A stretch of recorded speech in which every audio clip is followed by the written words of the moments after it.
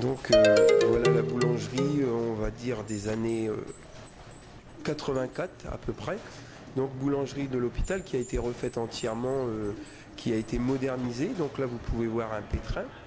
Donc pétrin classique mais à grosse quantité, à cuve amovible, c'est-à-dire que c'est une cuve qui permet de se retirer après le pétrissage.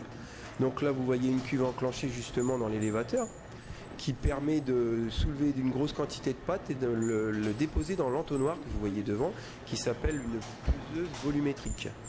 Voilà, qui permet de faire des petits pâtons qui donnent le poids exact d'une baguette. Donc là vous voyez Monsieur Collery, un ancien boulanger de l'hôpital, pétrien. Donc toujours des grosses quantités.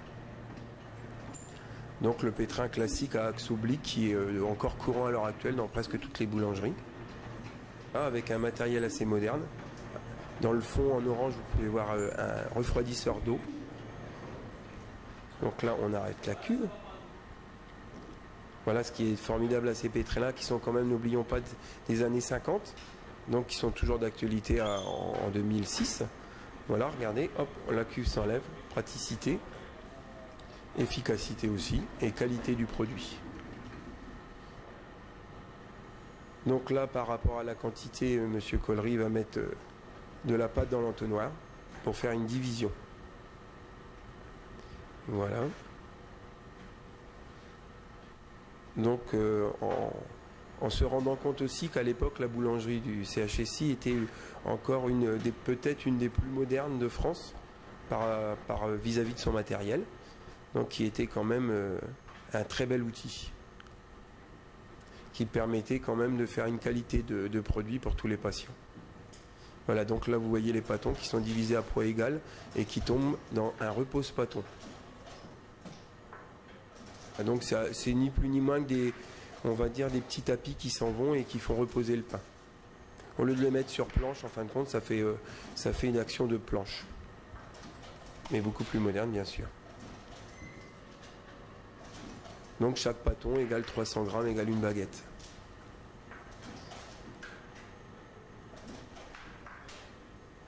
Donc là, c'est ce que je peux dire le mieux.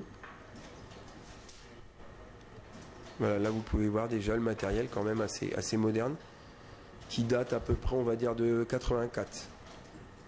Matériel Subal, encore courant, et le matériel est encore, à ce jour, encore en activité à Amiens, chez Monsieur Bonneau, une boulangerie industrielle. Aussi bien les fours que les pétrins, et que donc la diviseuse que vous voyez, tout est en activité encore à l'heure actuelle. La preuve donc de la qualité du matériel pour l'époque. Et le matériel, en gros, n'a pas encore trop évolué à l'heure actuelle.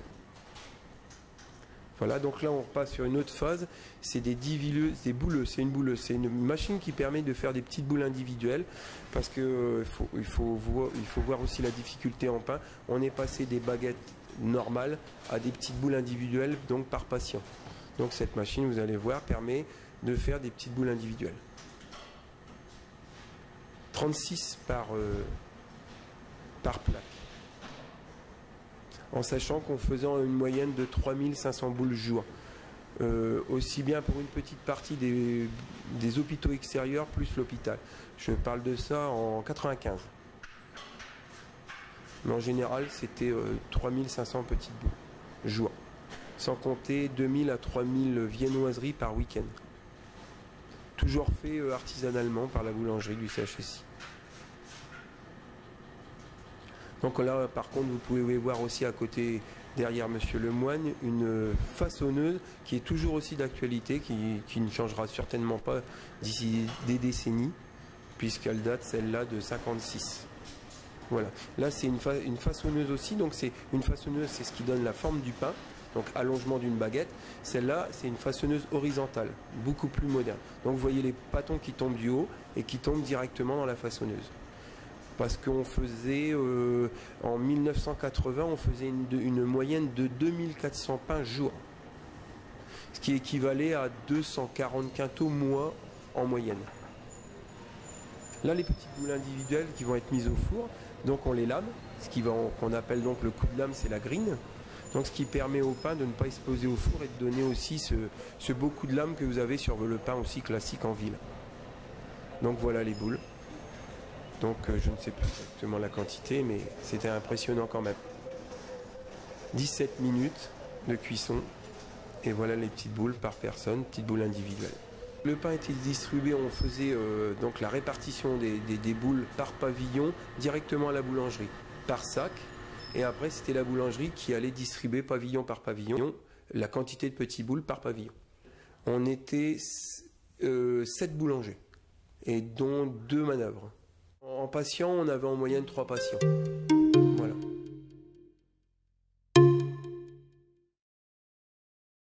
Toute une vie, c'est une ville même, c'est Clermont, c'est carrément des souvenirs d'enfance, puisque j'ai eu la chance plus ou moins de vivre à l'hôpital, puisque mes parents habitaient un bout de temps dans l'hôpital.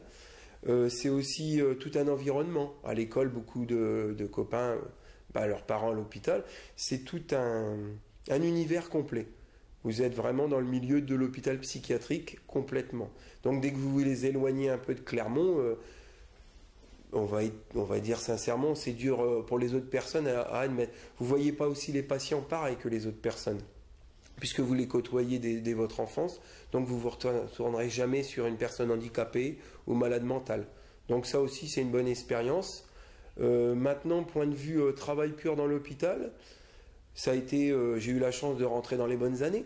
Donc dans les années 80, il y avait une très bonne ambiance, de gros moyens pour travailler. Donc pour cette époque-là. Donc la vie d'un boulanger à l'hôpital, c'était 2h30 du matin ou parfois minuit. Donc un week-end sur 2, une journée de repos, donc un peu le même style que les infirmiers. Par contre, c'était, n'ayons pas peur, sans vanter la boulangerie, beaucoup de travail par rapport à d'autres corps de métier. Parce que bon, une production journalière importante. Aussi donc une livraison obligatoire, puisque le patient fallait qu'il mange, aussi bien aussi une grosse livraison dans les hôpitaux extérieurs. Voilà, donc un travail quand même assez rigoureux, puisqu'il fallait à tout prix être tous les jours au top, livrer à telle heure le pain. Donc c'était quand même on va dire une obligation. Donc c'était un métier qui était aussi bien représentatif à l'hôpital de la boulangerie qu'à l'extérieur. Donc on appliquait aussi le travail aussi bien fixe que l'extérieur des autres boulangers, par exemple. Donc ça a été aussi très bien pour l'hôpital. Voilà. Donc la boulangerie du CHSI travaillait également pour d'autres hôpitaux ou d'autres structures? Oui, d'autres structures et d'autres hôpitaux. Voilà, c'est-à-dire donc Villemain, Doumer, on faisait l'hôpital de Noyon à un moment donné aussi, Liancourt, maison de retraite de Liancourt, donc beaucoup de petites annexes aussi qu'on livrait. Voilà. Donc est-ce que ça doublait la production? Ça ne la doublait pas, mais on avait un tiers de production extérieure. Voilà. Donc après aussi, on avait aussi une époque aussi où on a mis en jeu la viennoiserie, qu'on ne faisait pas avant. Voilà, aussi qui a été aussi un développement de la boulangerie, on faisait tout ce qui était viennoiserie. À quelle époque? 85, ça a commencé en 85. Voilà. Donc les patients avaient des petites brioches? Oui, voilà, petites brioches, pain croissant, pain au chocolat, c'était varié, brioche, pain au lait. Voilà, oui, il y a une évolution des produits. Aussi bien après, on a lancé aussi les complets pour les patients, les sans sel aussi pour les régimes, les mix pour les personnes. Donc on a évolué quand même aussi dans les produits dans les années, on va dire, 85. Voilà. Est-ce que vous avez connu la fin de l'époque de la boulangerie? Non, mais avec un petit passement au cœur. C'est vrai que, soyons francs, maintenant que je suis à l'extérieur, l'hôpital est vraiment un endroit formidable, même pour travailler. Malgré que malheureusement, beaucoup de personnes de l'hôpital ne s'en rendent pas trop compte. Mais on peut dire qu'il y a quand même des bons moyens et une facilité de travail à l'hôpital. Voilà. Donc non, je n'ai pas connu, donc elle a dû fermer en 97, je pense. Donc moi je suis parti en 95.